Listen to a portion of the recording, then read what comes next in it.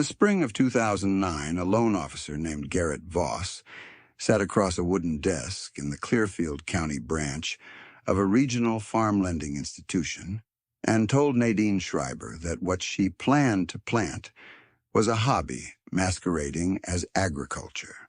He was 44 years old, with a degree in agricultural finance from a state university and 16 years of loan portfolios behind him. He was not a cruel man. He had helped 24 farms in that valley survive the commodity crashes of the early 2000s, and he genuinely believed that the numbers he carried in his head, the yield tables and price per bushel averages his institution tracked, were the surest map a farmer could follow. When Nadine pushed the seed catalog across the desk toward him and pointed to the entry for Schuett Winter Rye, a heritage variety that had not been grown commercially in central Pennsylvania for 40 years, Voss looked at it the way a doctor looks at a folk remedy, patient, a little tired, kind enough not to say what he was thinking right away. "This is a sentiment crop, Nadine," he said at last. "I respect that your grandmother grew it, but the market for sentiment doesn't show up on my price sheets." She did not answer him. She folded the catalog and put it back in her canvas bag, and they talked about the winter wheat contract instead. That was the spring of 2009. By the autumn of 2023, the Hallow Creek Distillery in Lycoming County had extended Nadine Schreiber a 4-year grain contract at a fixed price of $11.20 per bushel for every pound of Schuett rye her operation could produce, and they still could not source enough. There is a 14-year story connecting those two moments. This is it. Nadine Schreiber was 51 years old in 2009 and had been farming the same 280 acres in Clearfield County her entire adult life. She was known for two things: the quiet that settled over her when she was deciding something, a quiet her late husband had called her planning weather, and an absolute refusal to plant a field the same way twice in fewer than 3 years. She ran a rotation so varied that her neighbor Dale Urch, who farmed the 400 acres directly east of her property line, once said that looking over her fence was like reading a different book every time he walked out his back door. He did not mean it as a compliment in 2009. He changed his mind later. Her husband Martin had died of a heart attack in the winter of 2004, leaving her with the farm, a 3-year operating loan that matured the following spring, and a daughter named Clara, who was then 12 years old, and had opinions about everything except farming, which she found incomprehensible and slightly embarrassing. Nadine had managed the loan renewal herself, handled the spring planting herself, and then sat on the porch the first evening of June with a glass of iced tea and watched the wheat fields move in the late light and did not cry because she had been saving that for later, and later had not come yet. She was not a person who made much of difficulty.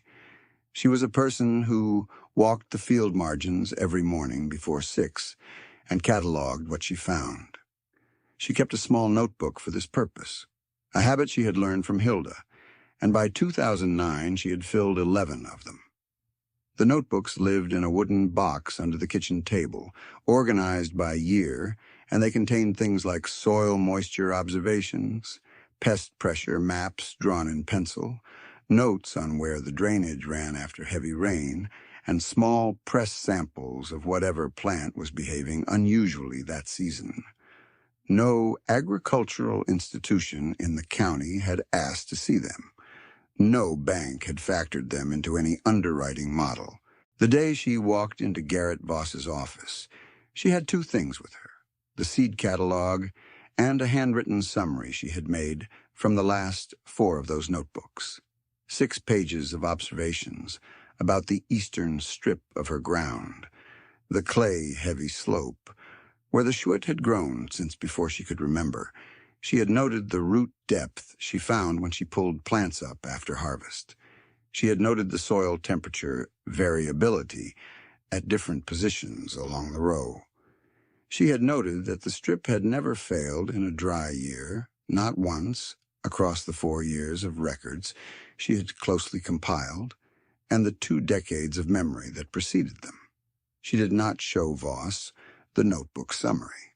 He had not asked for it, and she had read him correctly enough to know that he was not a man who worked from handwritten field notes. She put the seed catalog on his desk instead, because it had numbers in it, yield ranges and price history, and she thought those might translate. Let me tell you about Schuit Winter Rye, because without understanding what it is and what it does, the number at the end of the story makes no sense. Schuit is an open pollinated heritage variety that was developed in the German immigrant farming communities of central Pennsylvania in the late 19th century. The families who bred it, the Schuits among them, were not working from university extension guidelines. They were working from 40 years of watching what happened to rye planted in the clay-heavy, frost-persistent soils of the ridge and valley terrain of that part of the state. What they selected for, generation after generation, was not yield. Modern commercial rye had been bred relentlessly for yield, for uniformity of kernel size, for predictable standing height that played well with mechanical combines. What those 19th century farmers selected for was something different, survival at the margins. Shoot plants send roots down 8 to 10 inches deeper than commercial varieties before the first frost. That depth gives them access to soil moisture in dry springs and anchors them against the heaving and thawing cycles that pull shallow-rooted plants loose from the ground. The grain itself is smaller and darker than commercial rye, with a tight husk and a high oil content in the bran that gives it a flavor profile significantly more complex than any commodity grain grown at scale. Flavor.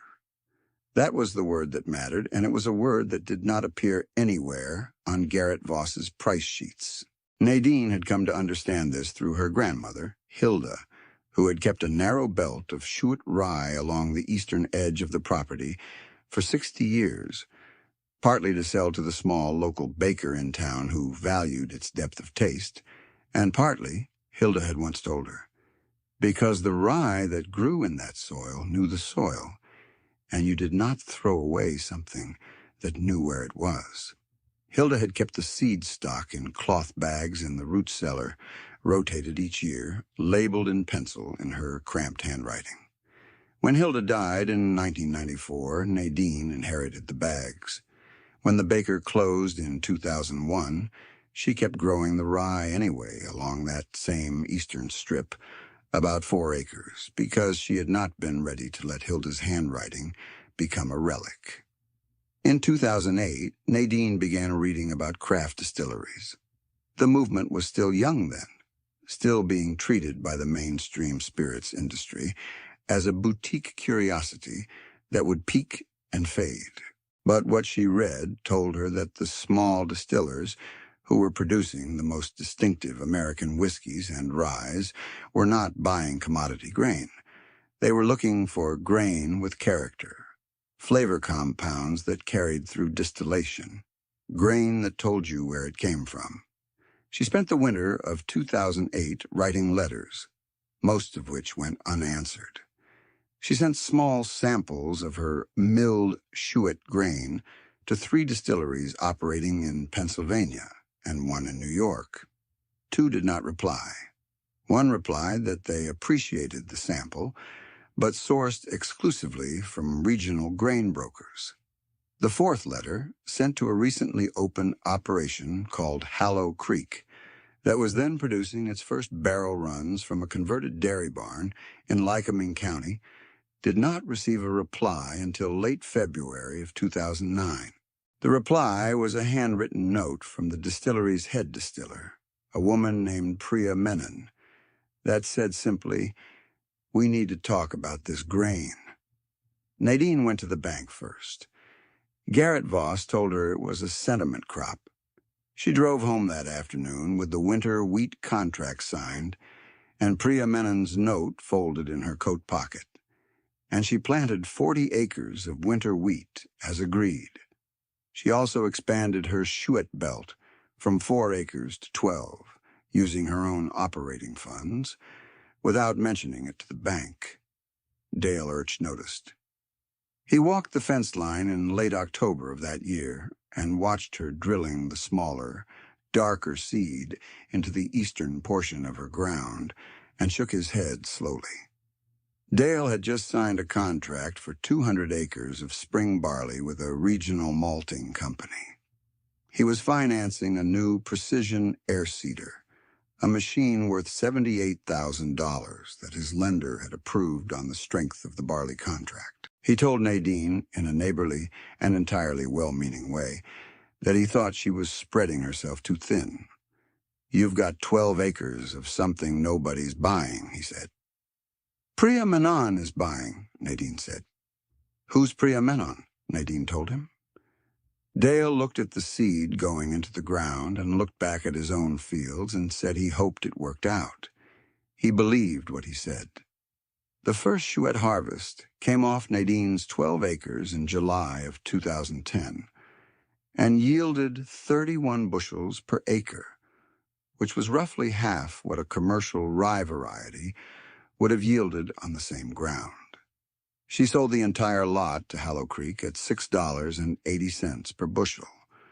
At that price, on that yield, the 12 acres returned $2,530 more than the same ground would have earned in winter wheat. She had not told Garrett Voss about the Schuett arrangement because he had not asked, and because nothing in her loan agreement required her to report every field-level decision to a bank. The grain went to Lycoming County in a rented flatbed, bagged and carefully labeled, and Priya Menon signed for it at the barn door and thanked Nadine with a handshake that lasted a beat longer than normal, the handshake of a person who has been waiting for something. Nadine drove home on the long road along the ridge road and stopped at the top of the grade where you could see both properties at once, hers and Dale's, the patchwork of her ground against the uniform green of his spring barley. The price was not the point. Not yet. Let me tell you what Priya Menon found in that grain, because it is the mechanism that made everything else possible. Schuett rye, when distilled, contributes what master distillers describe as a spice presence that is broader and longer on the palate than commercially grown rye. The difference is traceable. Commercial high-yield rye is bred for starch content because starch converts to sugar, and sugar converts to alcohol, and alcohol is what most distillers are measuring. The Schuett variety had been selected for survival and flavor over a century of open-pollinated field trials, and its grain carried a different distribution of phenolic compounds and aromatic precursors, the flavor-building chemicals that survive distillation and age into the barrel. When Priya Menon ran the first test batch from Nadine's 2010 harvest, she did not call it distinctive. She called her silent partner in Philadelphia and told him to come to the barn. The partner was a man named Harlan, who had financed the distillery's construction and held a 10% equity stake in exchange for staying out of day-to-day decisions. He drove out on a Saturday, tasted the new make spirit off the still from the Schuett batch alongside the house commercial rye they had been running, and set both glasses down and was quiet for a full minute. Then he picked up the Schuett glass again. "What does she grow the rest of her ground in?" he asked. "Wheat, mostly," Priya said. "Some feed corn." He looked at the glass. "This is the one." Priya knew that already. She had known it from the first fraction cut, the heads coming off the still with a spice presence that moved differently than anything she had nosed before in 4 years of working grain. The high-oil bran layer on the Schuett kernel survived the mash process in a way that commercial rye, stripped of complexity through a century of yield-first selection, did not. The aromatic precursors that would eventually build into the barrel character of a good rye whiskey were present in the Chouette spirit, at concentrations that Priya had only read about in the older distilling literature. The 19th century American and German texts that described rye whiskey the way wine writers describe terroir. She did not use that word with Nadine. It felt borrowed from a different conversation. She used the word that Nadine would use. "It tastes like where it's from," she told her. Nadine understood that immediately. It was exactly what Hilda had said about the bread. There are things that happen slowly and things that happen fast. What happened next happened slowly, which is why it worked. Nadine expanded the Chouette acreage to 28 in 2011, 44 in 2012, and 62 in 2013. Each year's harvest sold to Hallow Creek at a price negotiated after the previous year's. Priya Menon did not try to lock in a long-term contract at the lower early prices, which Nadine understood as a signal of good faith and as evidence that Priya believed the grain's value was going to move. Each year, Nadine kept the commercial wheat rotation running on the majority of her ground. She was not betting the farm on the Chouette. She was growing it at the margin of what she could manage without debt, the same way her grandmother had kept that first 4-acre belt alive alongside everything else. Those years required a particular kind of patience that is easy to describe and genuinely difficult to maintain. In 2011, the spring barley price that Dale had contracted hit a seasonal high that drove his per-acre return 20% above his initial projections. He bought a new truck. He upgraded the seeding equipment he had financed the previous year. Nadine heard about the truck from the woman at the grain elevator and said nothing about it to anyone. She wrote down the Chouette yield per acre in her notebook that evening, 33 bushels, up 2 from the previous year, and she wrote down the price Priya had agreed to for the following season's lot, and she did the arithmetic in the margins. She put the notebook back in its box. She did not feel the thing Dale was feeling that year, the confidence that comes from a good number in a good quarter. She felt something slower and harder to name. The CTA aside is here for the listener who has ever built something no one around them could read on a spreadsheet. You know what that patience costs. Garrett Voss saw her at the County Cooperative Extension meeting in the fall of 2012. He asked how the farm was running. She said it was running fine. He asked if she had expanded into any specialty crops. She said she had, a little. He nodded and told her the barley contract market was looking interesting. If she ever wanted to diversify, she thanked him.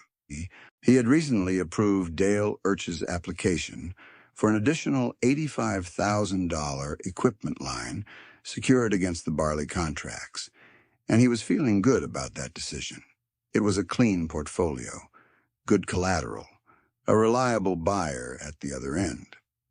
Voss was a conscientious lender, and he had done his homework on the malting market, read the industry reports, called 2 contacts at the State Extension Service, and they had all said the same thing, that the barley contract market was structurally sound.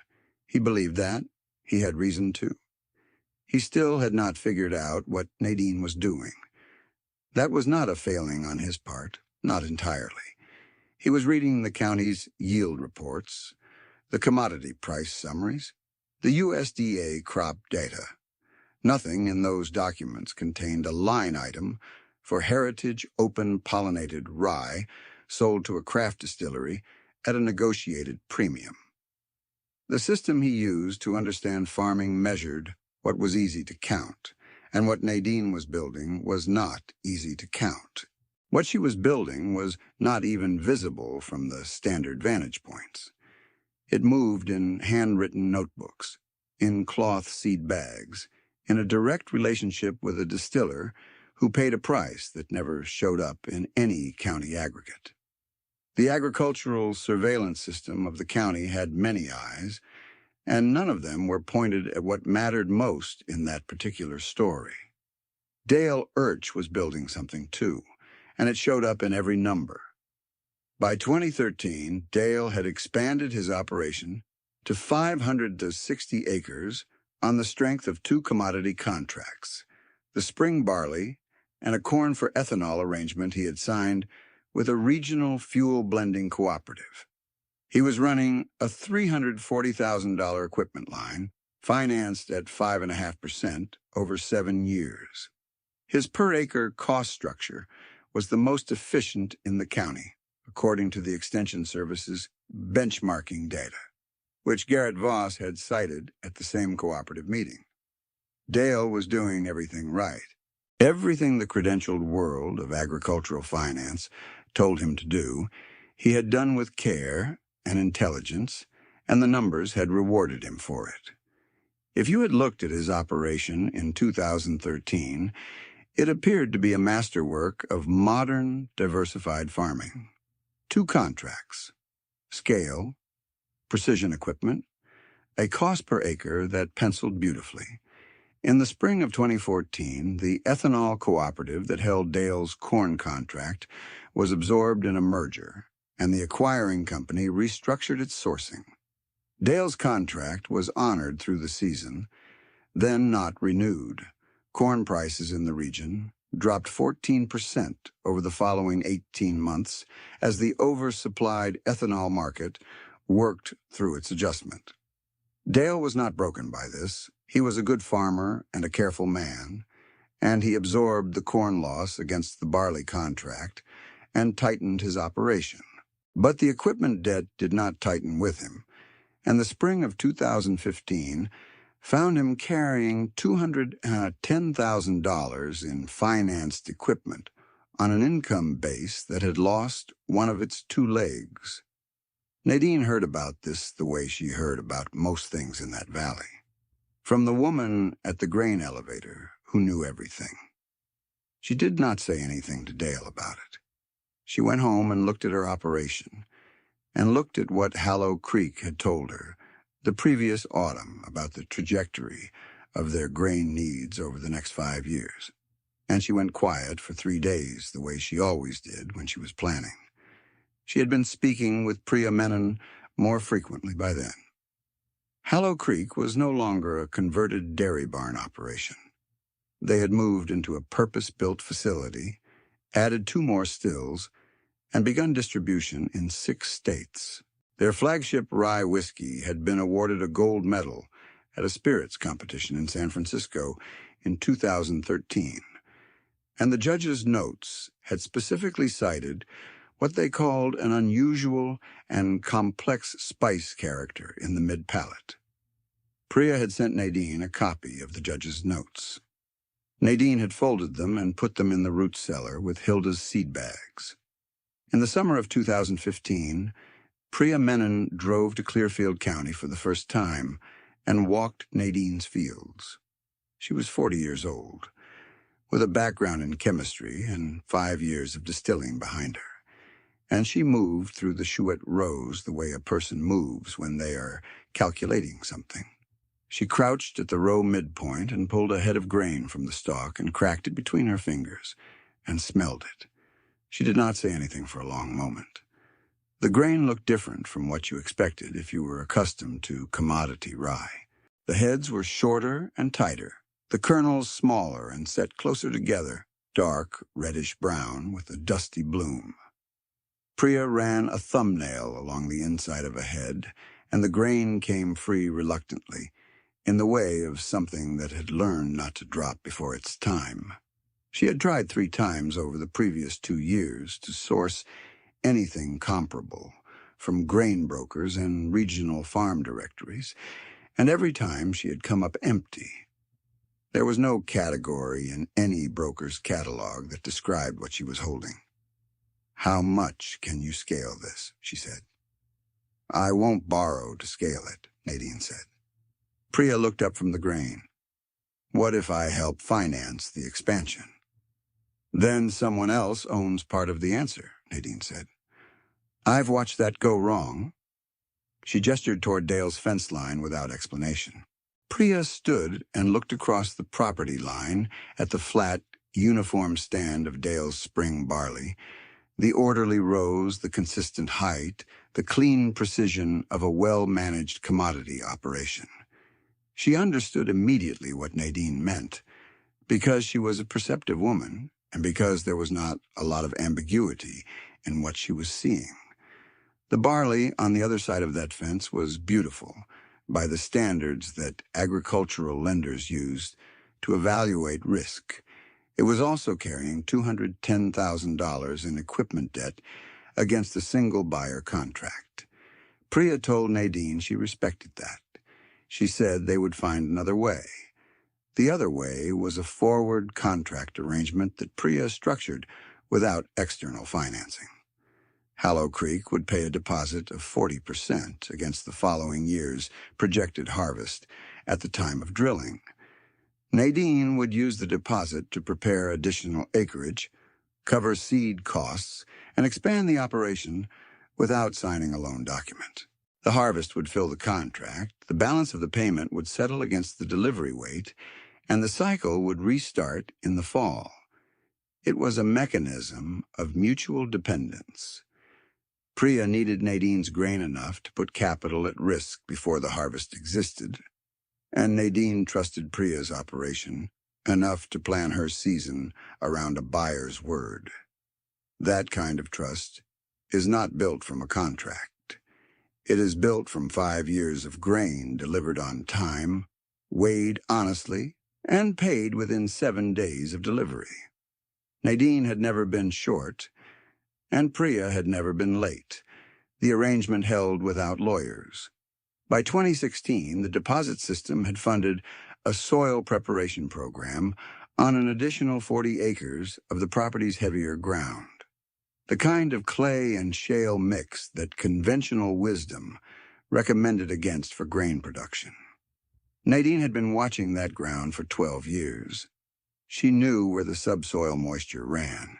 She knew where Hilda's strip had always performed best, and that strip sat on ground the Extension Service maps had classified as marginal. She planted the marginal ground anyway. It produced 36 bushels per acre in its first chouette season. By 2017, Nadine was growing 118 acres of chouette rye. She was also, quietly, beginning to select seed. Let me tell you what selection means, because it is the second mechanism and the one the story turns on. Open-pollinated grain varieties do not stay fixed the way hybrid or patented varieties do. They continue to adapt. A farmer who saves seed from year to year and selects from the best-performing plants, the ones that stood upright in the wet summer of 2011, the ones that held their grain heads in the heat of 2012, the ones whose roots found water in the drought year of 2016, is breeding forward. Not in a laboratory, in a field, season by season, by choosing which plants propagate and which do not. This is what Hilda had done for 60 years on that 4-acre strip. This is what Nadine had continued to do without naming it as a breeding program, simply by saving from the best rows each year. By 2017, the shoot seed she was planting was not identical to the seed in Hilda's bags. It was the same variety, but it had been shaped by 40 years of that specific ground, those specific frosts, those specific soil chemistry conditions. It was a land race, a term that means a variety adapted to a place. No laboratory had produced it, no patent protected it, no institution had documented it. It existed because 2 women had not thrown it away. Garrett Voss retired from the lending institution in the autumn of 2017.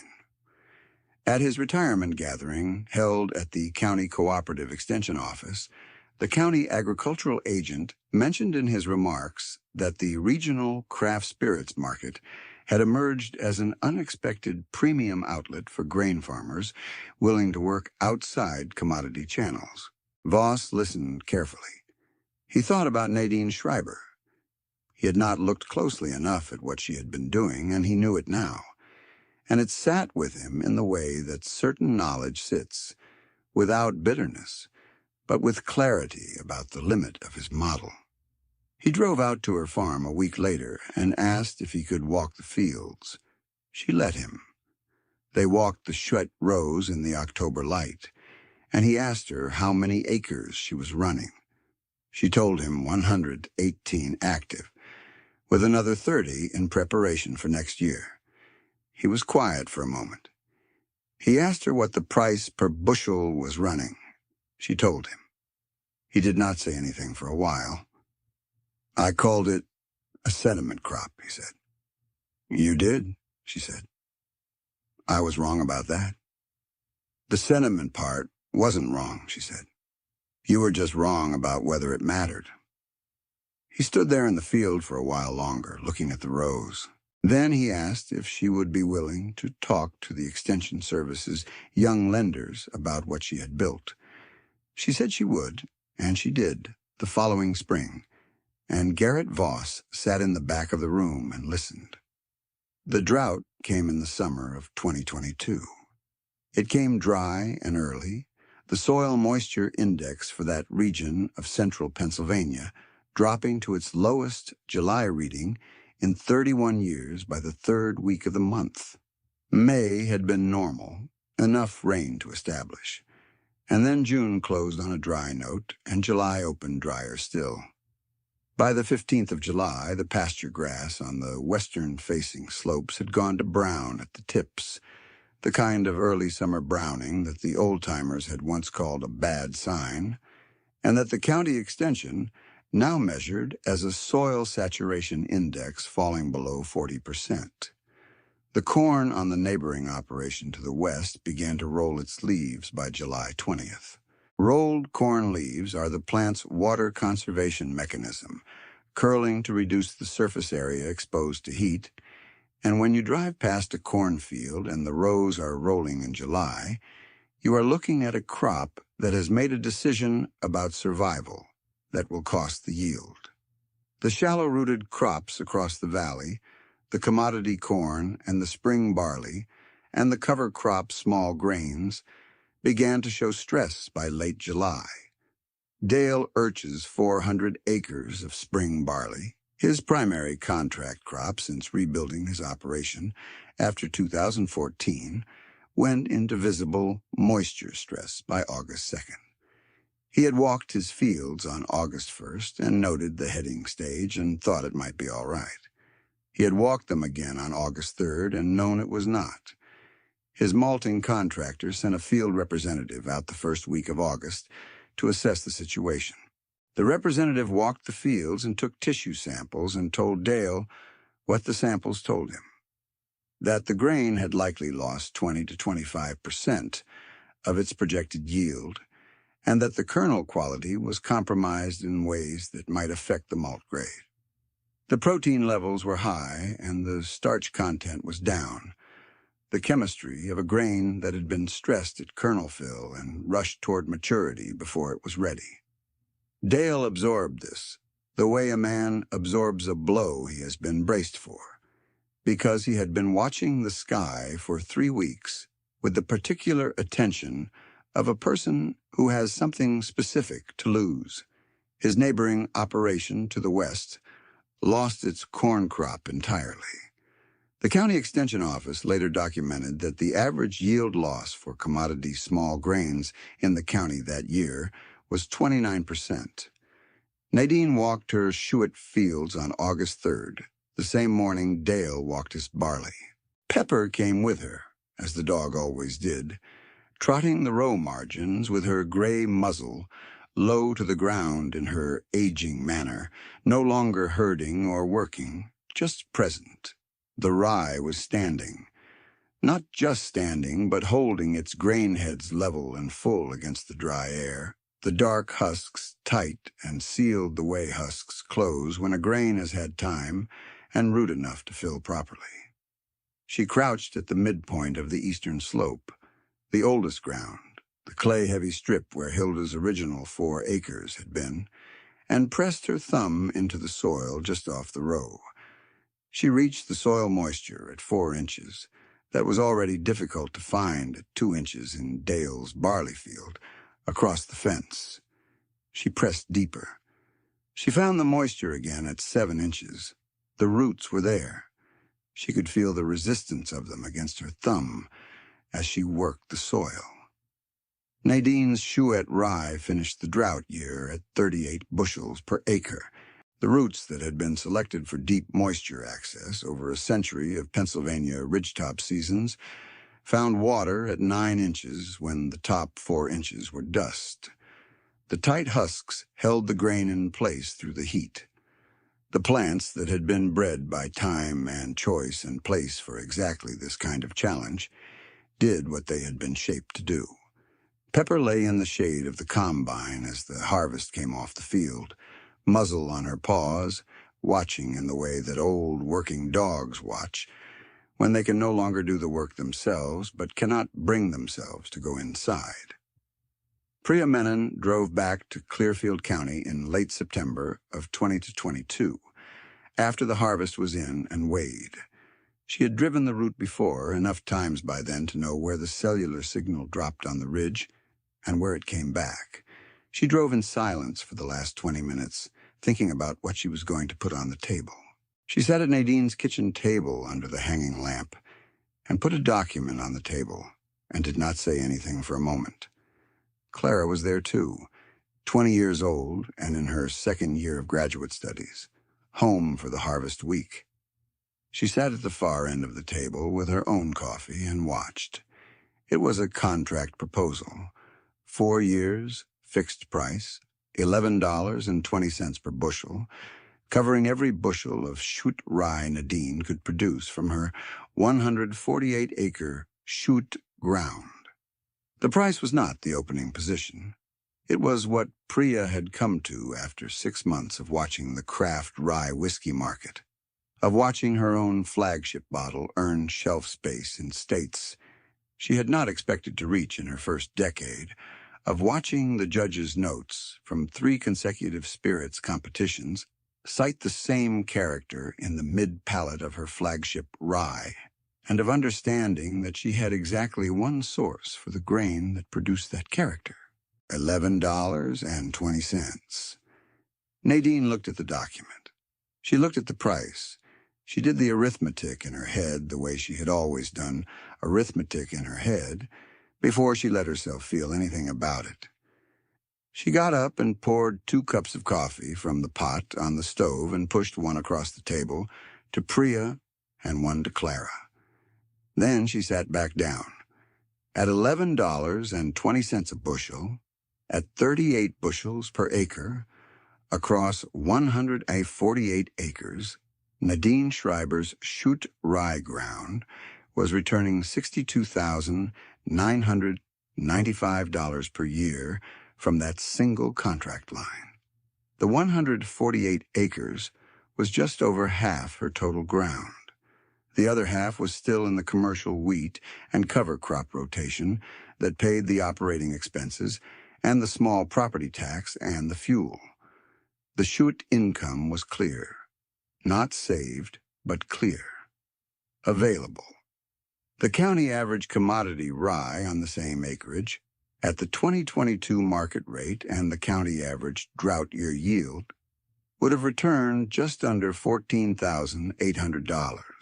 The difference was $48,000. That number sat in the kitchen for a long time without anyone saying it out loud. The lamp above the table cast its usual circle of warm light.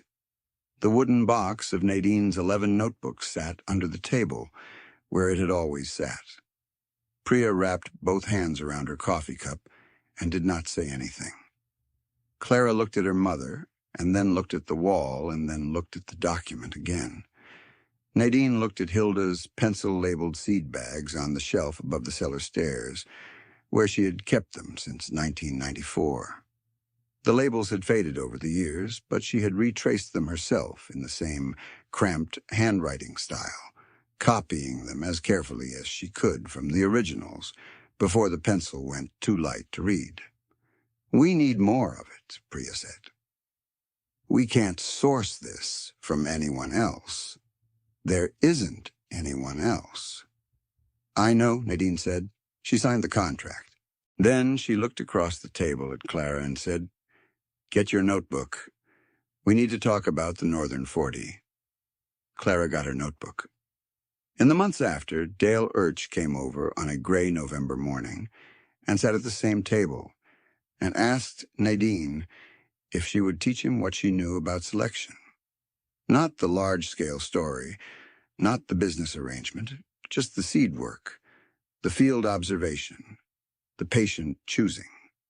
He had rebuilt his operation twice, and he was tired of being rebuilt by forces he had not anticipated. He wanted to understand something that did not break in a drought year. She told him she would. They started in the spring.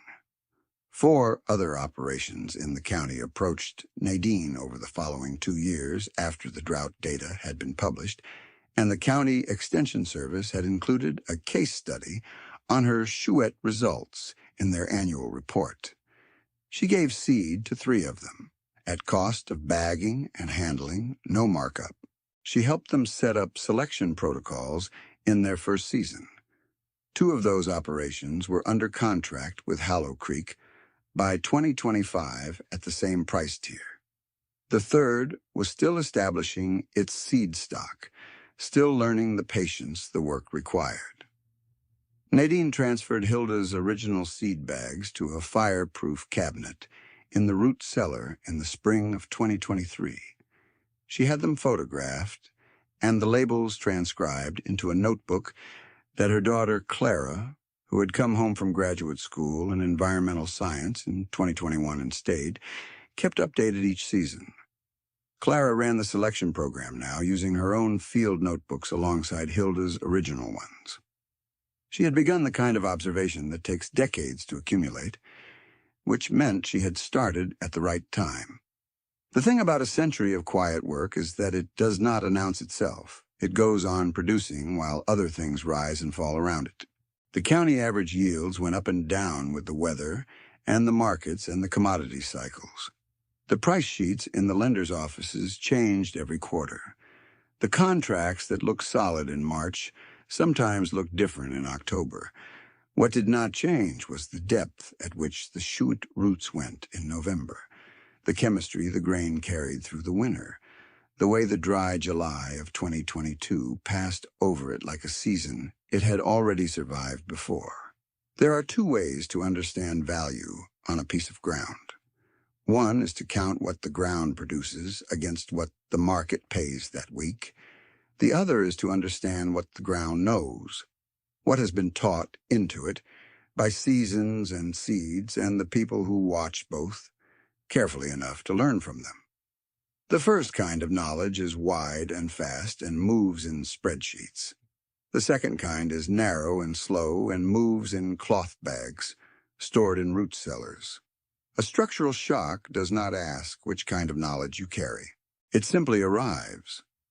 What survives is what was built for surviving, not for appearing efficient in the years when no shock comes. Garrett Voss had not been wrong to use the tools he had. He had been wrong to believe that what his tools could not measure did not exist. That is a common error, and it belongs to the system more than to the man, and he knew it well enough by the time he sat in the back of that extension service room and listened to Nadine explain what she had built. He asked one question at the end of her remarks. He asked what she would have planted in 2009 if the bank had refused to finance her at all. She thought for a moment. She said she probably would have planted less wheat and more rye. He nodded, and there was nothing more to say about it. What is adaptive endures. What is rigid breaks. Hilda Schreiber knew this in the way you know things that have never been written down.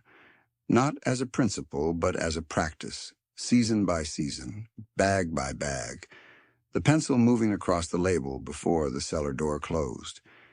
The seed that no one wanted to finance is the seed that no one else can source.